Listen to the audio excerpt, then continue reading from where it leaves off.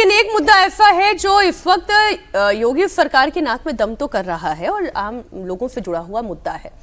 UP में बिजली का संकट विकट रूप ले चुका है और कई शहरों में बिजली कटौती और पावर सप्लाई बाधित होने से हाहाकार मचा हुआ है। पश्चिमी उत्तर प्रदेश से लेकर पूर्वांचल तक लोग सड़कों पर प्रदर्शन कर रहे हैं। लखनऊ में सीतापुर हाईवे जाम कर दिया गया। मुजफ्फरनगर में लोग सड़कों पर उतर आए। कानपुर देहात रीजन के 55 से ज्यादा गांव अंधेरे में हैं। बरेली के शांति विहार इलाके में 3 दिन से बिजली नहीं है। विपक्ष अटैकिंग मोड में है। बिजली संकट पर अखिलेश यादव ने 24 घंटे के भीतर सोशल मीडिया पर 3 पोस्ट किए और बिजली क्राइसिस से जुड़े हुए वीडियो भी उन्होंने शेयर किए। उन्होंने आरोप लगाया कि योगी सरकार की गलत नीतियों का खामियाजा उत्तर प्रदेश की जनता भुगत रही है। उन्होंने कहा बिजली विभाग के हजारों संविदा कर्मचारियों की छटनी के चलते दबाव में काम कर रहे हैं। बसपा सुप्रीमो मायावती ने भीषण गर्मी में बिजली कटौती को लेकर चिंता जताई और सरकार से जल्द समाधान की मांग की। ऊर्जा मंत्री ए.के. शर्मा भी एक्टिव हैं। अखिलेश यादव के आरोपों पर 2012 से 2017 तक का पूरा चार्ट उन्होंने पोस्ट कर दिया। लिखा कि सपा के राज में क्या हाल था ये पहले जान ले। आईना जब उठाया करो पहले खुद देखा करो फिर दिखाया करो। तो मैंने वो सारे इसलिए तस्वीरें रख दी, इधर की भी उधर की भी। अब जो समाजवादी पार्टी की सरकार में हुआ था हम तो उसके भी भुक्तभोगी हैं, क्योंकि इतने समय से नोएडा में ही रह रही हूं और कितना पावर कट होता था ये मैं बहुत अच्छे से जानती हूं। इसलिए तो सरकार बदली, इसलिए तो योगी आदित्यनाथ की सरकार आई। तो ये जो आईना देखने और दिखाने वाली बात है, इंपॉर्टेंट ये है कि आपके पास सुलझाने का तरीका क्या है, क्योंकि बिजली की कमी नहीं है। बिजली की कमी नहीं, और ये समस्या, ये जो बयान है कि आप एक फेल किए हुए विद्यार्थी से 3rd डिवीजन से जो पास हुआ है उसको कहें कि वो टॉपर है, ये रेफरेंस जो है ना कि आप खराब, आप 10 साल से आप हैं, आपकी तुलना जो है आपके कार्यकाल में होगी। 10 साल पुरानी बात है अखिलेश की, 2012 से 17 गया। सवाल ये है कि बिहार से अगर आप उत्तर प्रदेश की तुलना बाकी मापदंडों में करें, कानून व्यवस्था के मामले में करें, जो इन्वेस्टमेंट हो रहा है, जो अभी बात चल रही थी उसकी बात करें, उसके अलावा लोगों में एक बदलाव हो रहा है इंफ्रास्ट्रक्चर का, उसमें भी आप देखिए, आप नोएडा से लेके बिहार के बॉर्डर तक जो है आप 12 से 13 घंटा में ट्रेवल कर सकते हैं अपनी गाड़ी से। लेकिन बिजली का अनुभव अभी नहीं, अभी तो लोगों से बर्दाश्त होना बंद हो गया है, तो लोग आ रहे हैं सड़कों पे। उत्तर प्रदेश के ग्रामीण इलाकों में बिजली की समस्या बिहार से अगर आप तुलना करें तो बहुत बुरी है। बिहार चुनाव का वक्त था, अगस्त सितंबर अक्टूबर में, हम लोग कई बार बक्सर के बाद उधर गाजीपुर वगैरह भी चले जाते थे, साथ में हमारे लोग थे गांव में। उनके गांव में जाने पे हम लोग देखते थे पावर कट, हर 1-1.5 घंटे बिजली रहेगी फिर 1 घंटे कटेगी। तो ये समस्या अभी की नहीं, अभी तो लोगों से अब बर्दाश्त नहीं हो रहा है। कितना इन्वर्टर काम करेगा, कितना आप पेड़ के नीचे बैठ के गांव में ये करेंगे, अब तो शहरों में भी आना शुरू हो गया। तो ये सोचने की बात है, जब आपके पास सप्लाई की कमी नहीं है तो इसका मतलब कहीं ना कहीं ये पॉलिसी का गाइडेंस है। केवल राशन और शासन ठीक है, समाजवादी पार्टी 1 डिस्ट्रिक्ट 1 माफिया ठीक है, उस समय समाजवादी पार्टी की वो नीति थी, दबंगों को टिकट दो और बदले में उनसे वोट लो। कहने का मतलब यह है जब आप बाकी मापदंडों पे आगे हैं, बिजली के मामले में आप अपने पड़ोसी राज्य, चाहे वो झारखंड हो, चाहे छत्तीसगढ़ हो, चाहे बिहार हो, उससे पीछे क्यों जा रहे हैं? निश्चित तौर पे ये पॉलिसी फेलियर है। समाजवादी पार्टी का कार्यकाल दिखाना, फिर आप उसी से करते रहिए। उस समय तो गुंडों को टिकट मिलता था। बिल्कुल ठीक बात है, और तभी तो सरकारें बदली गई। हालांकि ये भी मैं आपको इसलिए दिखा दूं कि देश में इस वक्त जो पावर की डिमांड है वो ऑल टाइम हाई पर है, और इसके पीछे कारण भी है कि जिस तरीके से भीषण गर्मी आई है उसने अपने पिछले सारे रिकॉर्ड तोड़ दिए हैं। तो ये बात सही है कि बिजली की डिमांड ज्यादा है। अगर जनरेशन की बात करें तो जनरेशन भी भरपूर हो रहा है। बस अब आप प्रोक्योरमेंट कितना करते हैं और फिर उसके सप्लाई कैसे करते हैं, सारी बात वहां पर आकर टिकती है। इसलिए हमारी तो सलाह यही है कि जब आप हिंदुत्व के एजेंडे पर अच्छा काम कर रहे हैं, लॉ एंड ऑर्डर के एजेंडे पर अच्छा काम कर रहे हैं, तो बिजली भी भरपूर दे दे, वरना जनता सड़क पर आएगी और आपसे जवाब मांगेगी। आइए बात करेंगे देश के बॉर्डर सिक्योरिटी प्लान की। केंद्रीय गृह मंत्री अमित शाह ने देश की सीमाओं को सुरक्षित करने और घुसपैठ को पूरी तरह से रोकने का प्लान देश के सामने रखा।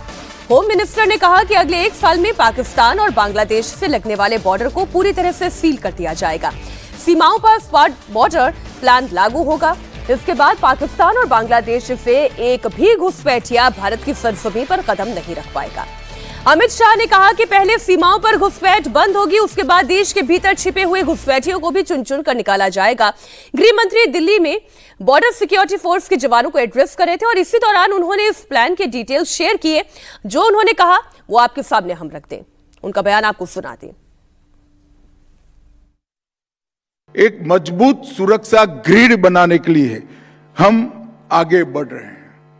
आने वाले 1 साल के अंदर ही स्मार्ट बॉर्डर कंसेप्ट के साथ सीमा सुरक्षा बल की सुरक्षा में सभी प्रकार की तकनीक को लैस कर एक अभेद बॉर्डर की हम सुरक्षा की ग्रिड बनाने का काम आगे बढ़ रहा है और बहुत कम समय में गृह मंत्रालय ड्रोन, रडार, आधुनिक कैमराज और बाकी सारी तकनीक के साथ एक स्मार्ट बॉर्डर के प्रोजेक्ट को लेकर देश के सामने आएगा। क्योंकि जब तकनीक आगे बढ़ रही हो तब हमने भी सुरक्षा में तकनीक का उपयोग करना पड़ेगा। इसके हर कंपोनेंट के लिए गृह मंत्रालय ने अनेक प्रकार की कवायद की है और लगभग एक इन टोटो स्मार्ट बॉर्डर के काम में हम बहुत नजदीक पहुंच गए हैं। मैं सीमा सुरक्षा बल के जवानों को भरोसा दिलाना चाहता हूं कि ये 60वें साल में ही हम स्मार्ट बॉर्डर प्रोजेक्ट को लॉन्च कर बांग्लादेश और पाकिस्तान की पूरी सीमा को हम अभेद करेंगे और इससे आपके काम में आपको बहुत बड़ी तकनीकी सहायता उपलब्ध हो जाएगी।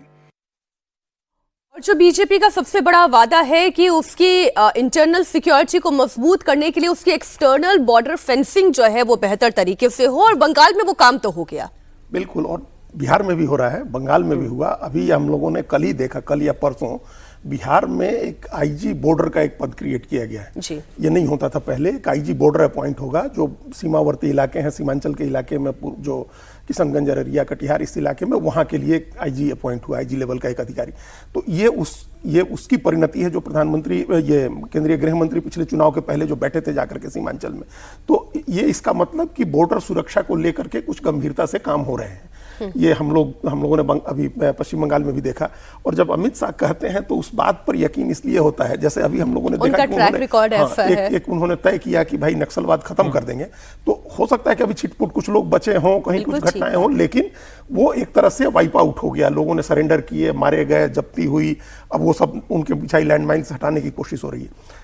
हम बांग्लादेश के साथ सीमा 4000 किलोमीटर की जो हम लोग की सीमा लगती है, उसमें पश्चिम बंगाल में 2200 किलोमीटर है, जिसमें 500-600 किलोमीटर बचा हुआ था, उसकी फेंसिंग हो जाए। ये जो लद्दाख के साथ हमारा पाकिस्तान के साथ लगती हुई सीमा है, वो थोड़ा टफ टेरेन है, वहां के लिए अलग से स्ट्रेटजी बनानी होगी।